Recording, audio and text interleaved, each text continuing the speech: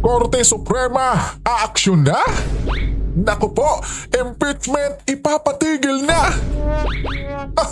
Malaking good news ito mga kababayan at panigurado.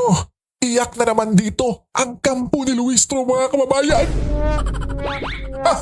Iyan ang ating alamin ngayon. Pero bago pa po yun mga kababayan ay eto muna, panoorin natin itong Luistro versus Luistro mga kababayan.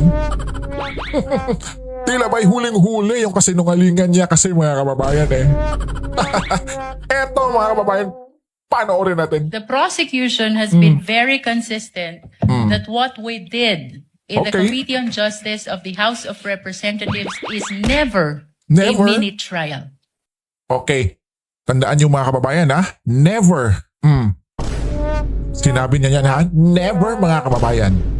It is a clarificatory hearing consistent to the House rules on impeachment and even consistent to the provisions of Article 11 of the Constitution. Mangyayari. Yeah, so this will be a mini trial, should I say, no?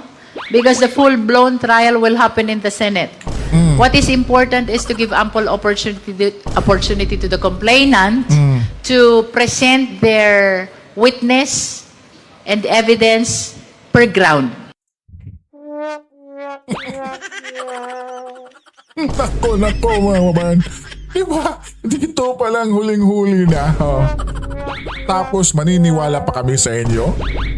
Nato po! At bago pa po yan mga kababayan, pagpatuloy natin ay eto muna ng shoutout muna sa ating mga kababayang bayaning OFW, syempre na walang sawang sumusuporta dito sa ating channel. At syempre mga kababayan, no, na tila ba'y nagpapagod dyan sa ibang bansa para mabigyan ng magandang buhay yung kanilang pamilya dito sa bansang Pilipinas. Kaya shoutout po at nako po, malaki yung ating saludo sa inyo po dyan mga kababayan. I have no question, Your Honor. Yes, Your Honor, but I just want to enter a continuing objection to the use of mini trial. It was never a mini trial, it is a clarificatory hearing. Di ba mga kababayan? Grabe talaga itong defense team ni BP Sara, di ba? Nabuko itong si Luistro, yung kanyang kasinungalingan mga kababayan. Di ba? Never daw, di ba? Never. It has never been.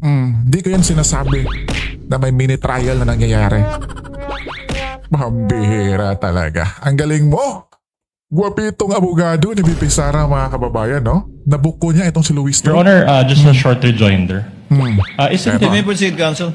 isn't it, with all due respect, isn't it Representative Luistro who termed such proceeding as mini trial? I just want to inquire of Representative Luistro. May I respond, Your Honor? The lead Okay, prosecutor go, may go, respond go, thereafter. We shall continue. Yes, what is your response, counsel? The prosecution has been very consistent that what we did in the Committee on Justice of the House of Representatives is never Never a again. mini trial.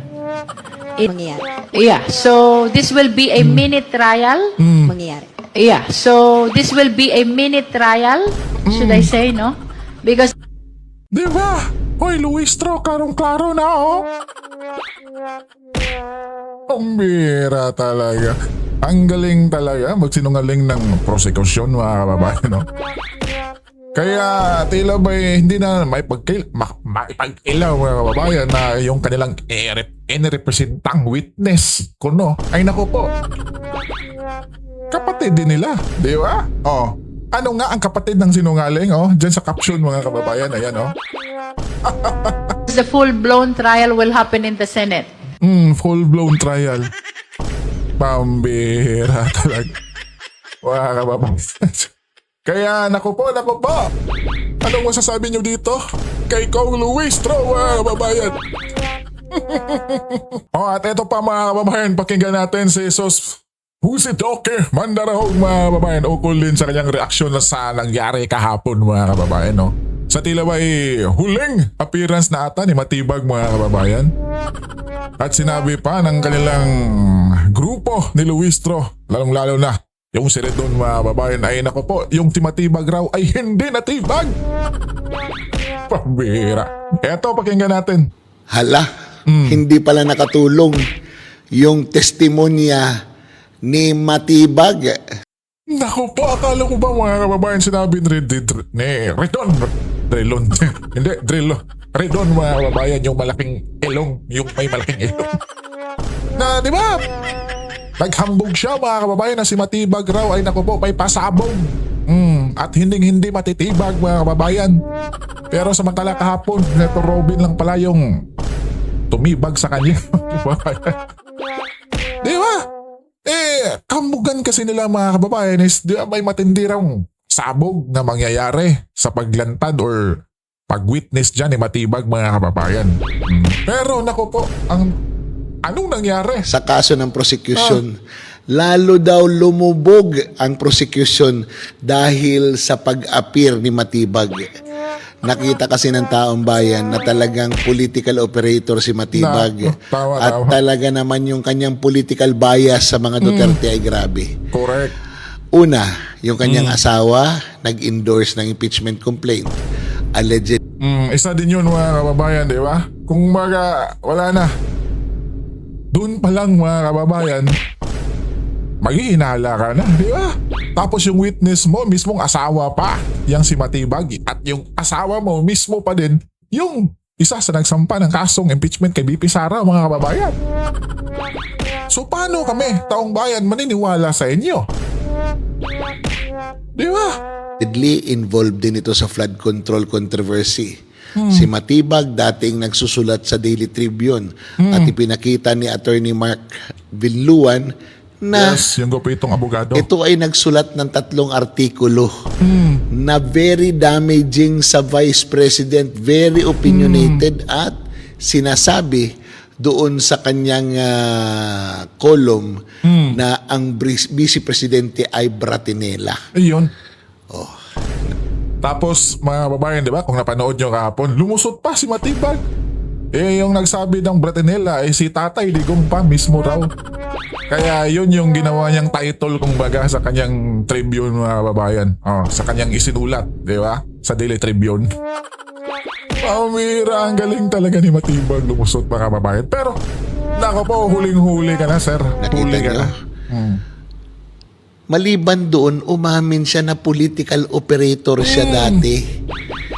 Hindi Isa naman din yan yun. mahihiwalay pag siya ay maging NBI director. Correct. Ang duda kasi ng mga tao, kaya siya kinuha dyan as a NBI director because of his being a political operator. Lalong hindi naniwala ang taong bayan. Kaya mga babayan, di ba? Sa title nga ng ating thumbnails dito mga babayan is, di ba, yung korte action na at posible di umano mga babayan napapatigil na itong impeachment, no? Di ba? May posibilidad yan kasi mga babayan, di ba? Dito pa lang, si Matibag, yung witness ng prosecution, wala na mga babayan. Ika nga ni Atty. Guanzon, walang kredibilidad na itong si Matibag mga babayan. Pambihira. Sa dulo ng ating video mga babayan, antabayanan nyo yung interview ni Atty. Hinlo kaugnay sa tila ba yung korte mga babayan sa wakas a-action na mga babayan. Posibleng a-action na ipapatigil na tong impeachment ni BP Sara na walang kabuluhan mga babayan na grabe yung gastos natin. Di ba? Doon sa kaso na ibinibintang kay Vice Presidente. Ayun. Kung inyong isa-summarize yung mga nagtestigo hanggang kay Matibag, Yun. wala silang na-approve o kahit na anumang maibibigay na substance doon sa kanilang accusation na in fact si Vice President ay nagtangka sa buhay ng Pangulo. Because at the onset, ang sinabi ng Vice Presidente ay kung mamatay siya. In Yun. other words, it was conditioned on the premise na dapat siya ay mamatay. Why? Because the question that was asked about her was yung safety niya because of the rumor na siya ay Tsukiin. ipapapatay. Yun. Yun. Kaya yung kanilang ginawa, tinanggal nila yung context nang ang Vice Presidente ay meron din threat. Kaya inilabas ni Atty. Binluan kanina, tinanong si Director Matibag, bakit hindi nyo pinursu yung investigasyon doon sa alleged threat kay Vice President when in fact nandoon na mismo yun sa report ng NBI na meron ngang threat sa buhay niya. O, di ba? Yung pasabog naging Watuse. pasabog. Watuse ba? Naging supot tapos Yung kaboom naging wit-wiw. Oh, paano, ha? May sona na naman yung Pangulo. Tama mga kababayan, no? Next week na ata, di ba? Lunes ba yun? Or Martes, di ko alam mga kababayan. I'm not sure. Pero naku po, ano kayang ipapaghambog na naman ang ating Pangulo mga kababayan? Kahambog ang ilalabas niya sa mga nagawa niya sa administrasyon niya ngayon mga kababayan. Naku po mga kababayan, antabayan na natin yung zona na yan. Ako. Nagsisinungaling na naman ito. Abangan natin sa Lunes. Oh, Lunes pala. Sayang ang bayo. Sayang ang bayo talaga, sir. Pambira mga kababayan. At eto na nga po mga kababayan, no? Attorney Henlo mga kababayan. Ukol sa impeachment ni VP Sara na tila ba yung Korte Suprema. Naku po. Impeachment trial versus VP Sara posibleng ipatigil mga kababayan. Naku po, malaking good news ito, no? Kung sakali mga kababayan. Naku po, eto na. Opo, gaano ho kabigat yung pananaw ni NBI Director Matibag, yung testimonya po niya na ang umano'y banta Pastor laban sa Kibuloy. Pangulo ay isang Laban lang. usapin ng National Security Attorney. Yung salaysay at bersyon ni Director Matibag ay sa aking pananaw, kanyang opinyon. So, hindi naman napatunayan na siya ay isang expert witness sa dahilan na bago lang po siya sa NBI. Correct. So, kung ano man yung kanyang assessment, it is based on record at sa kanyang pagiging abogado. At dahil siya yung may hawak ng opisina ng NBI, trabaho niya na isabi kung ano ang posisyon ng kanyang opisina. Pero sa aking personal na palagay, perception niya yung kanyang ibinigay na testimonya. Maaari ho ba yung maging ebidensya para po doon sa betrayal of public trust, Attorney? The testimony ni Director Matibag ay acceptable to the court. It is admissible. But as to its credibility, depende na po yan sa individual senator judge. No? How to appreciate. Siyempre, titignan nila kung consistent ba si Director Matibag sa kanyang posisyon at titignan rin nila kung ito'y naayon sa ebidensya. But at the same time, titignan rin nila yung kanyang credibility, no? Yung length of service niya sa kanyang opisina at yung kanyang expertise na hawak as a member of the NBI. Yun lang, meron siyang admission na kaka-appoint lang sa kanya noong February, I think, no? Ayun lang, kabayan. It now depends on the senator judges kung paano nila i-appreciate yung lahat ng circumstansya patungkol sa testimonya ni Director Matibag. Opo, nang sabihin po ni Director Matibag na betrayal of public trust has already been consummated. Ano ho bang ibig sabihin nito para sa kaalaman ng ating mga kababayan? At hindi ba ito tila paghatol na po sa isang isyong dapat pang pagdidesisyon ng impeachment court? Correct. Yeah, yun nga yung sinasabi ko. Hindi natin maiaalis ang personal na paniniwala at opinyon ni Director Matibag. Ang kanyang opinyon ay 100% na totoo para sa kanya, pero depende na sa senator judges kung pareho rin yung kanilang paniwala sa testimonya ni Director Matibag. Gaya rin ng pag-testify ng dalawang miyembro ng NBI at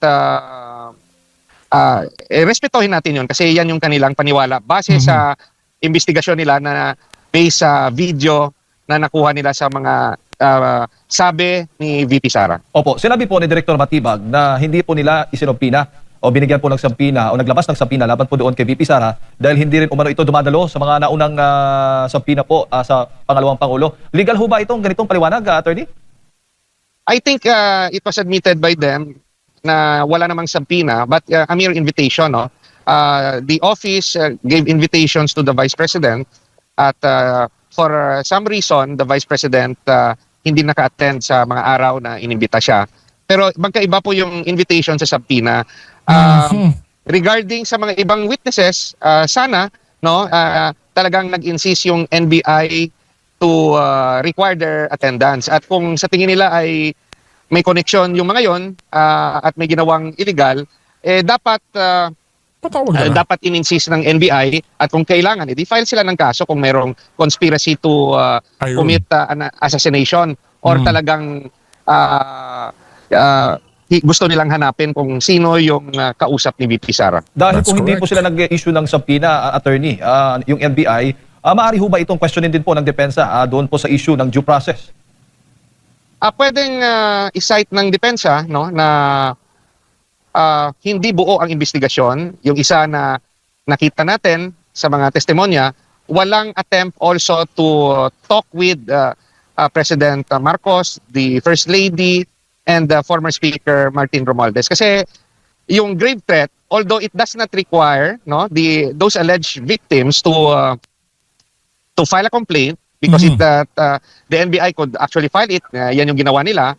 Pero regarding sa interpretasyon ng mga alleged victims, hindi natin alam officially, Yung when you say officially, dapat meron silang affidavit na isinabay sa complaint, na ginamit ng NBI when they filed a criminal complaint sa DOJ. Hindi nila alam kung ano yung interpretasyon ng mga alleged victims, Baka mamaya iisipin lang ng mga alleged victims na there was no real threat, but let's say joke lang, or sa kanila kapit-balikat lang, o sa kanila bugso lang ng damdamin. Gaya rin sa kaso ni Director Matibag, nung similarly, nakita natin, may lumabas na video na involving Director Matibag and another person na nagkaayos rin sila. So hindi rin natin alam yung totoong saloobin ni President Marcos, ni First Lady, at ni former Speaker Romualdez. Bakit ko nasabi yon? Dahil hindi nga nag-request kahit by invitation man lang ng pagkakataon ng NBI na makausap sila President Marcos et al. Opo, attorney. Doon po sa pagtatanong ng depensa ni Attorney Vidluan kay Matibag, tinanong po niya ito na kung nagsasagawa ng investigasyon ng NBI para i-substantiate yung investigasyon o yung impeachment case laban kay VP Sara Duterte. Ang sagot po ni Matibag, no need to substantiate because it has already been established. Ano po pananaw ninyo dito? Naintindihan ko yung ibig sabihin ni Director Matibag kasi hindi naman sila naghahanap ng let's say ng separate case, so far na let's say conspiracy to commit murder or to for the assassination. It's entirely a separate crime kung merong overt acts, as compared to the let's say the crime of grave threat. So yung pagkakaintindi ni Director Matibag, consummated na yung grave threat at ito yung ibinase nila sa mga pronouncement herself of the Vice President sa mga video na napanood nila. So, yung regarding sa actual na pagplano, kung totoo man ito, ongoing pa yung investigation ng NBI. So, yan yung sa aking pagkaintindi, yan yung ibig sabihin ni Director Matibag. Opo, kahit sinasabi po ni Attorney Matibag o ni Director Matibag na baga may pattern of violence, yun po yung kanyang termino ang ginamit, kailangan pa rin hong patunayan po ito ng mga ebidensya. Yun nga, it depends on the appreciation of the senator judges. Kasi yung testimonya ni Director Matibag, to my mind, is just his personal opinion and assessment sa mga nakalap nilang ebidensya. Yung tanong nga is he an expert witness to testify on the matter? He is, being the director, one witness that could testify on the stand of the NBI. But as to whether or not they have the, let's say, the capacity to render a proper assessment, yung tanong is they have to prove that he was properly trained in the art of investigation, the art of assessment of a threat. Yun nga lang, yung reality, insofar as Director Matibag is concerned, he is a newly appointed NBI director. Hindi siya yung risen from the ranks, At inamin niya rin na nanggaling siya sa mundo ng politika. At hindi galing sa rank and file ng NBI, kung saan the years of their experience would qualify them as expert witness. So, sa pag-aamin ni Director Matibag, bago lang siya na iluklok dyan sa NBI. Opo, may implikasyon ho ba o epekto yung pagtanong po ng ilan nga po sa mga senator judge at itong mga depensa na si Director Matibag ay galing po sa isa sa partidong PDP Laban, sa political party, tapos yung kanyang asawa po ay isa sa mga kongresistang nag-endorso o bumoto, pabor nga doon sa impeachment laban kay Vice President Sara Duterte, etc. etc. Attorney, ano ho yung gustong palabasin po ng mga nagtatanong tungkol dito sa background po sa politika ng Tama. Director Matibag? Magandang tanong to. That line of questioning points at a question of credibility. Whether or not yung testimonya ay objective o baka nabahira ng politika. So it depends already on the individual appreciation ng senator judges. Dahil nga sa pag-amin rin ni Attorney Matibag, ni Director Matibag, na galing siya sa mundo ng politika. At lalo na, yung kanyang asawa ay isang politiko. Although he qualified na hinihiwalay niya ang kanyang trabaho sa trabaho ng kanyang asawa. But again, Pero mga babayan, anong inihiwalay? Talagang obvious yan mga babayan. Siyempre mag-asawa kayo tapos mismong asawa mo susulungatin mo mga babayan. Di ba? Kaya nga sabi ni Atty. Rowena Guanzon din mga babayan na itong si Matibag again walang kredibilidad na maging state witness dyan mga babayan. Di ba? Mabuti pa sana mga babayan yung si dating NBI Director Santiago ba yun ba? Mga babayan, dapat yun yung kanilang ipinatawag dyan mga babayan. Dahil mismong sa time niya nangyari yung ginawa ni BP Inday mga babayan, di po ba? Pambira. Tapos si Matibag pa, tapos sinabi pa nila Rido na pasabog raw. May pasabog raw dala yung si Matibag mga babayan. Pambira. Ayan whatever tuloy. pronouncements yung ginagawa ng mga witnesses, it will still go to the appreciation of the individual senator judge. Opo, opo. Sinabi din ho ng NBI na mayroon na silang pangalan ng umano'y assassin. Ngunit hindi po nila ito matukoy sa publiko. Maaari ho bang gamitin ng impormasyong ito sa impeachment trial kahit hindi pa po tapos yung kanilang investigasyon, attorney? Sa aking pagkakaintindi, wala pa po silang nahanap na pangalan na siyang itinuturong assassin. Sa aking pagkakaintindi sa kanyang testimonya, may mga persons of interest na sila na makakatulong sa pag later on identify ng Siyempre mga babayan, no? Para sa akin lang bilang ordinaryong Pilipino, sasabihin talaga yan ni Matibag na meron na mga babayan, na merong person of interest, cha-cha, chubarucho, ganyan mga babayan, para hindi siya mapahiya naman kahit mapano dyan sa Senado mga babayan, di ba? Kasi pabalik-balik na tanong yan gatchal yan mga babayan di ba? Sinabi pa nga niya na hanggang kailan or when talaga matutukoy natin yan, no? Sabi ni Matibag naman, nagbitaw siya ng salita mga babayan na 3 to 6 months raw. Kaya sinabi ni Senator Amy mga babayan na pwede bang balikan na lang natin yan pagdating ng 6 months na sinasabi mo? Di ba? Pambira, pero para sa akin mga babayan yung mga pinagsasabi ni Matibag na yan, ako po, tila ba'y pang paano lang yan para kahit paano may ano siya mga babayan, pero sa madiling sabi, nako po, yung tila ba'y pangalan ng killer mga babayan, nako, hindi nila alam yan panigurado. At syempre alam naman natin na yung sinasabi ni BP Inday ay kung baga mga kababayan ay self-defense din niya, tila ba'y pangpagulat din niya sa kanyang mga kalaban ngayon na gustong tsumege sa kanya mga kababayan. Diba? Ganyan alam naman natin kung paano maglaro. Yan si VP Sara mga kababayan at ang mga Duterte mga kababayan. Di ba? Para kahit paano masindak yung kanilang mga kalaban kasi biruin nyo naman mga kababayan. Sino ba yung most powerful ngayon? Si VP Inday ba o yung administrasyong Marcos ngayon? So, ganyan. Yung ni VP Inday mga kababayan. Di ba? Effective. Nasindak sila mga kababayan. Tapos ginamit pa nila yun sa impeachment. Pabira. Pambira mga kababayan. Diba ganyan ka-effective yung isang pamumuno ng isang VP Inday Sara Duterte mga kababayan. Kaya diba nung panahon ni Tatay Digong yung mga kriminal na yan na ngayon ay grabe yung paglaganap mga kababayan. Takot na takot yan sila noon. Diba mga kababayan? So dyan pa lang makikita na natin kung gaano talaga ka-effective ang isang pamumunong Duterte administration, mga kababayan, na dapat nating ibalik ngayong 2028, mga kababayan. Di ba? Yung alleged assassin na kinausap raw ni VP Sara. Yung importante sa testimonya ni Director Matibag, sinasabi niya na base sa admission herself ni VP Sara, ay nabuo na ang kanilang konklusyon Di ba? tungkol sa kaso na grave threat, no. So as with regards to the identification of an alleged assassin, hindi pa natutukoy ng NBI kung Correct. meron na ngang taong ito. Hindi yan Opo, at matutukoy, posible, panigurado. 3 hanggang 6 na buwan daw. Inaasahang makikilala Oo. po nila. Diba? Ito ng mga personalidad na umani assassin. Papa, Yan yung sinasabi natin, mga babayan, na nagbitaw na si Matibag ng 3 to 6 months. Pero sa tingin ko, wala yan, mga kababayan. Tila may pangpaano lang niya yan para syempre hindi siya mapahiya, mga kababayan, di ba? paano ito makaka-apekto, attorney, sa impeachment proceedings? Kung nandun ka sa loob ng plenary nung sa Senado, makikita mo nga yung original answer ni Director Matibag, hindi siya nagbigay ng timeline.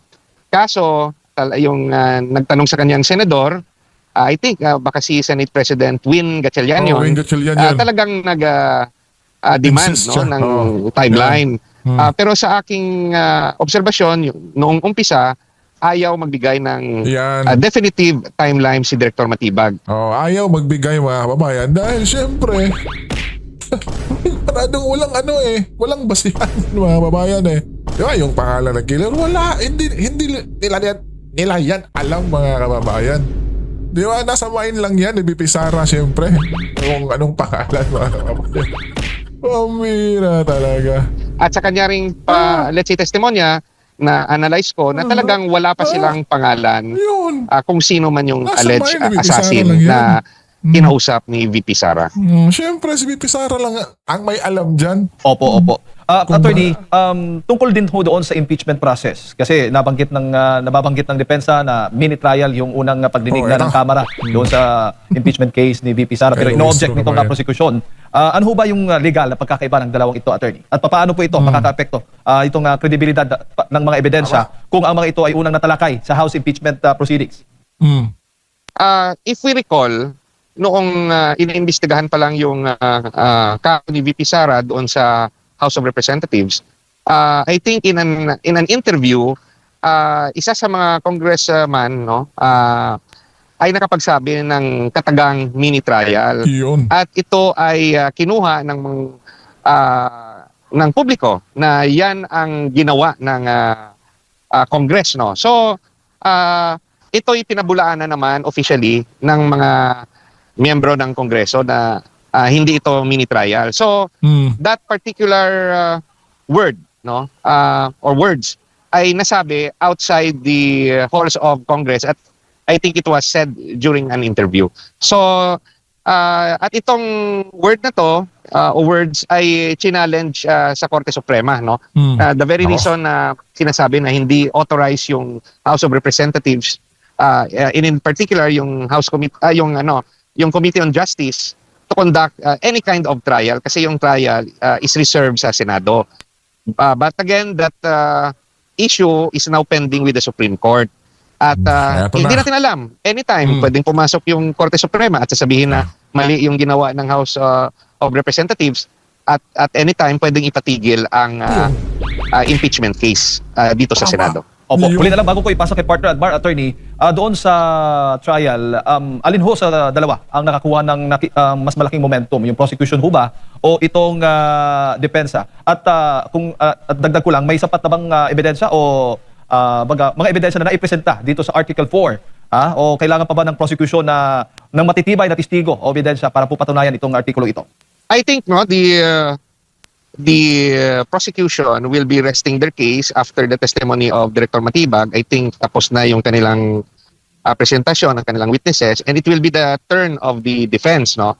So far yung sa aking assessment, patas yung magkadalawang panig, no. At depende na yon sa individual judges how to appreciate it kasi yung presentasyon ng witnesses ng prosecution, they presented the stand of the NBI. at yung sarili nilang interpretasyon. But the judges will have to determine na granting there is or there was grave threat that happened, will this constitute as a high crime and will this constitute as betrayal of public trust? Kasi yung penalty naman ng grave threat sa criminal law ay mababa.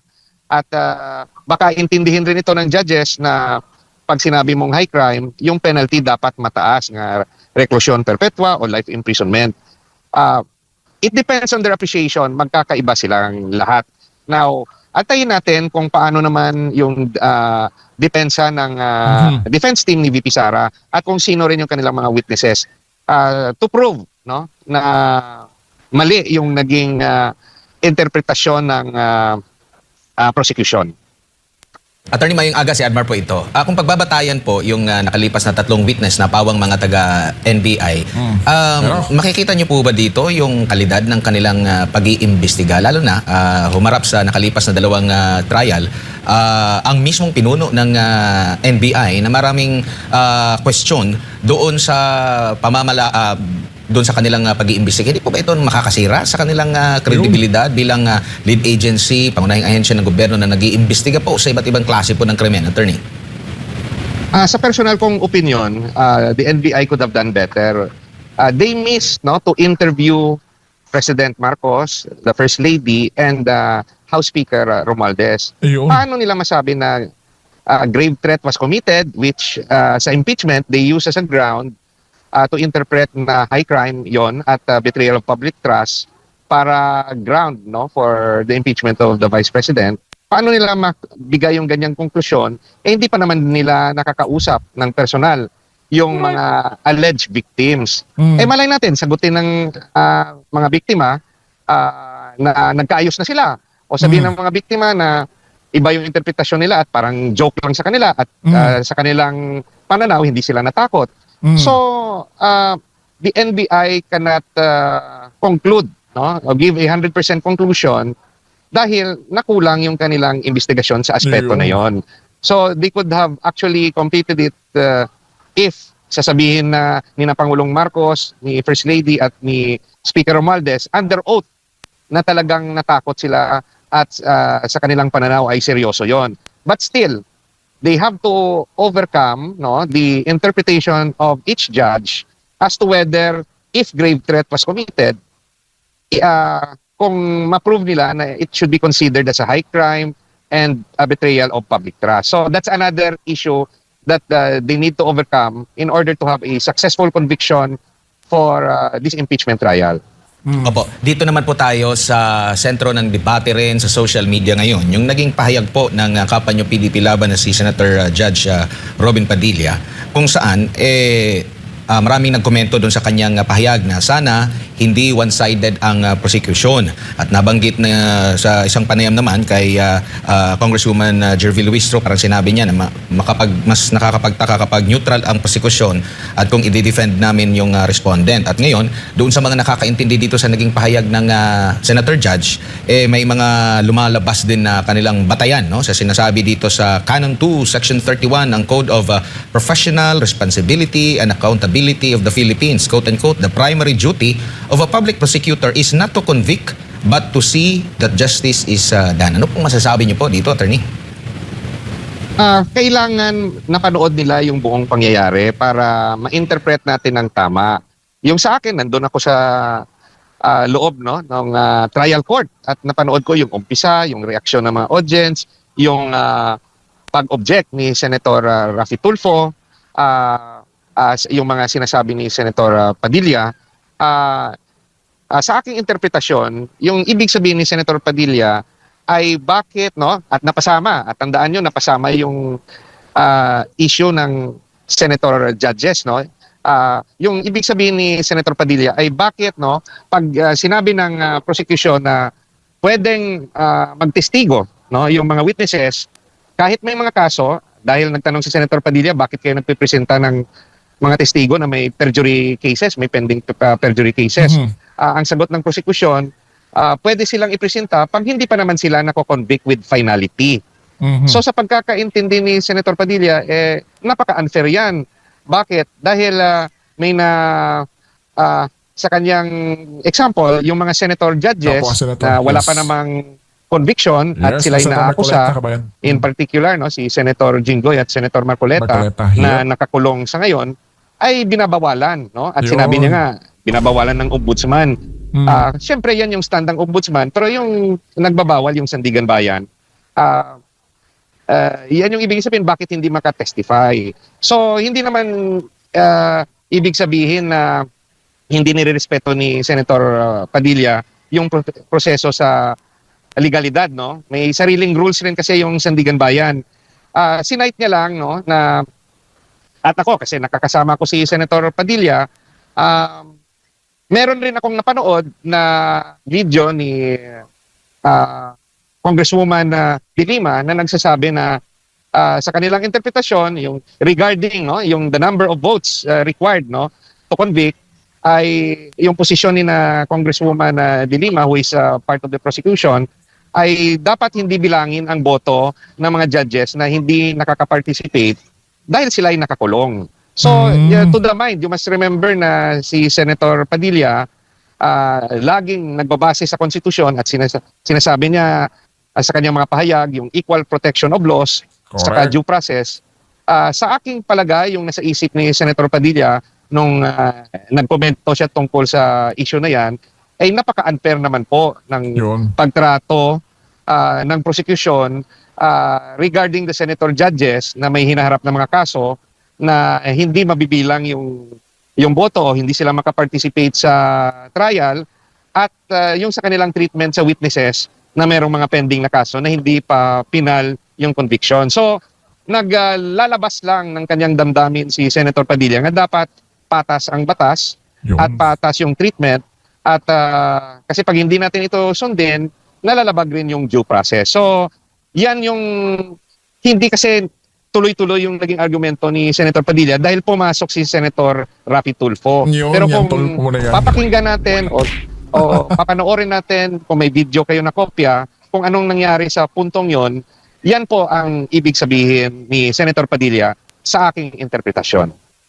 Opo, balikan naman natin yung naging pahayag din ni Attorney Melvin Matibag kaugnay nga dito sa pattern of violence daw po kung saan binalikan niya yung isa't kalahating dekada nang nangyari doon sa Davao City na pagsuntok ni then Mayor Sara Duterte sa isang sheriff. May kukonsidera na ba itong pattern kung ito lang yung kanilang naging basehan, attorney, at yung mga ilang videos na sinasabi nilang nagbanta doon ang pangalawang Pangulo? Well, sa assessment ng NBI, that is their conclusion. Whether or not the senator judges will believe the NBI, nasa senator judge na yon, no? And again, the senator judges will be looking at the credibility of the witnesses, whether they have if they will see that this witness have the experience, have the right credibility to be believed into, yung testimonya ng witnesses ay makakaapekto sa magiging desisyon ng senator judges. But kung sa tingin ng judges na hindi naman sila expert witness, they don't have the professional capacity to render a conclusive opinion or assessment sa threat level, the senator judges will rule on the matter based on their personal biases, based on the video that they have seen. So, but of course, the witnesses are there presented by the prosecution to sway the personal belief of the senator judges. Remember, the video itself is the best evidence. Kung sa tingin ng senator judges ay ito ay sapat na ebidensya for grave threat, yung second question na susunod, they will have to determine if grave threat is to be considered a high crime and a betrayal of public trust. So, dalawa yung dapat dadaanan bago makonvict si VP Sara regarding this particular item, no? Yung regarding the threat, no? They have to prove that there is really a grave threat that can qualify sa impeachment as betrayal of public trust and it is a high crime. And second, whether they are qualified to convict as a high crime and as a betrayal of public trust. Naku po, mga kababayan. Yeah? Pambihira. Kaya para sa akin mga kababayan, itong si Melvin Matibag, putot mo, sir. Wala na mga kababayan, finish na to panigurado. Basta't hindi lang talaga nila ibibenda low mga kababayan. Di ba dahil yung tinilima, ika nga ni Senator Attorney Henlo mga kababayan na may napanood siya na sinabi ni Dilima na dapat yung mga nakakulong na senador ay hindi buboto, di ba? Oh. Kaya si Senator Robin, yun sinabi niya mismo sa harap ni Luistro na huwag kayong bias kung baga mga kababayan. Pero Rapi Tulfo, umaksyon mga kababayan, nakiano kaagad mga kababayan para maputol yung tila ba'y argumento ni Senator Robin, no? Di ba? Nagdrama yung si Tulfo mga kababayan, pambihira. Kaya para sa akin mga kababayan, ako po, panalo na talaga si VP Sara, lalong-lalo na ngayon na itong Korte Suprema ay kung baga konting-konti na lang at aaksyon na to mga kababayan dahil sa pinagagawa nilang puro mali. Di ba? Nako po, absuelto si VP Sara at syempre, nako, panalong-panalo na panigurado sa 28-28 mga kababayan. Pero may pero pa din mga kababayan pag hindi nila ano yung eleksyon mga kababayan, yung di ba may pinaplano silang Noel sa 2028, ako po. Pero pag nangyari yan, ako po, malaking gulo mga kababayan, mas lalong ibuboto si VP Inday na sambayan ng Pilipino, panigurado yan mga kababayan, di po ba? Kaya hanggang dito na lang po mga kababayan at syempre mga kababayan nating OFW dyan, ingat kayo palagi kabayan.